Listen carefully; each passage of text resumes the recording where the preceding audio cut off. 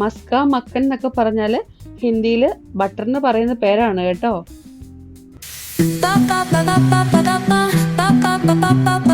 Hi, എല്ലാവർക്കും നമസ്കാരമുണ്ട്. അങ്ങനെ ഞങ്ങളും ഉണ്ടാക്കി നോക്കി കേട്ടോ. ഇപ്പോഴത്തെ ട്രെൻഡിങ് ആയിട്ടുള്ള സ്നാക്സ് ആണിത്.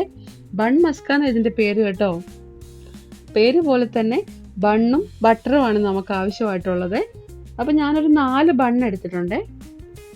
ഇനി ഒരു 50 ഗ്രാം ബട്ടർ ഒരു ബൗളിലോട്ട് ഇട്ട് കൊടുക്കുന്നുണ്ട്. അതിലേക്ക് തന്നെ കുറച്ച് കണ്ടൻസ്ഡ് മിൽക്ക് കൂടെ ആഡ് ചെയ്ത് കൊടുക്കുന്നുണ്ട്. ഇനി ഒരു ഫ്ലേവറിന് വേണ്ടിയിട്ട് 1 സ്പൂൺ ഹണി കൂടെ ആഡ് ചെയ്ത് കൊടുക്കുന്നുണ്ട്.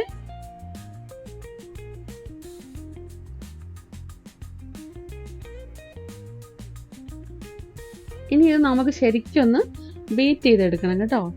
അപ്പോൾ ബീറ്റ് ചെയ്യുമ്പോൾ നമുക്ക് നല്ലൊരു ക്രീമി ടെക്സ്ചർ കിട്ടണം.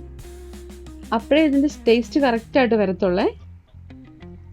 ശരിക്കും നമുക്ക് ബീറ്റ് ചെയ്തെടുക്കാവേ.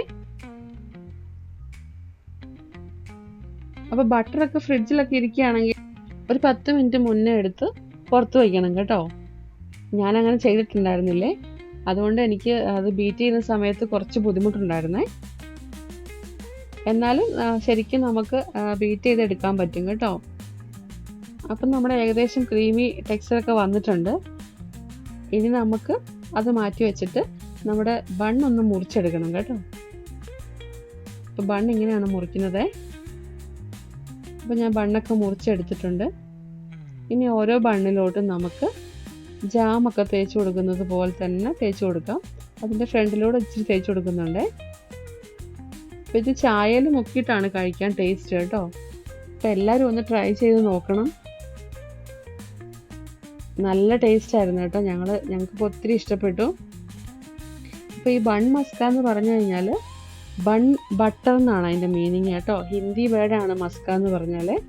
മസ്ക മക്കൻ എന്നൊക്കെ പറഞ്ഞാൽ ഹിന്ദിയിൽ ബട്ടറിന് പറയുന്ന പേരാണ് കേട്ടോ.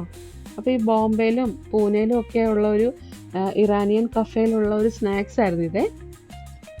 നമ്മുടെ നാട്ടിൽ ഇത് അത്രയ്ക്ക് ഫേമസ് ഒന്നും ആയിരുന്നില്ല. ചായ കപ്പിൾ എന്ന് പറയുന്ന ഒരു ഹസ്ബൻഡും വൈഫും ആണ് കേട്ടോ ഇത് ഇത്ര ഫേമസ് ആക്കിയിരിക്കുന്നത് നമ്മുടെ നാട്ടിലെ. അപ്പോൾ ഇപ്പോൾ എല്ലാവരും ഇത് ഉണ്ടാക്കി നോക്കുന്നുണ്ട്.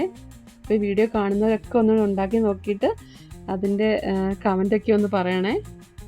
നല്ല ടേസ്റ്റ് ആയിരുന്നു കേട്ടോ. അപ്പോൾ ഇതായിരുന്നു അതിൻ്റെ ഫൈനൽ ലുക്ക്. അപ്പോൾ ഞാൻ ചായ ഉണ്ടാക്കിയിട്ടുണ്ടായിരുന്നേ. അപ്പോൾ ചായയുടെ കൂട്ടത്തിലാണ് ഞങ്ങളിത് കഴിക്കാൻ പോകുന്നത്. അപ്പം നിങ്ങൾക്ക് എല്ലാവർക്കും ഞങ്ങളുടെ വീഡിയോ ഒക്കെ ഇഷ്ടപ്പെടുവാണെങ്കിൽ ലൈക്കും കമൻറ്റും ഷെയറും ഒക്കെ ചെയ്യണം കേട്ടോ.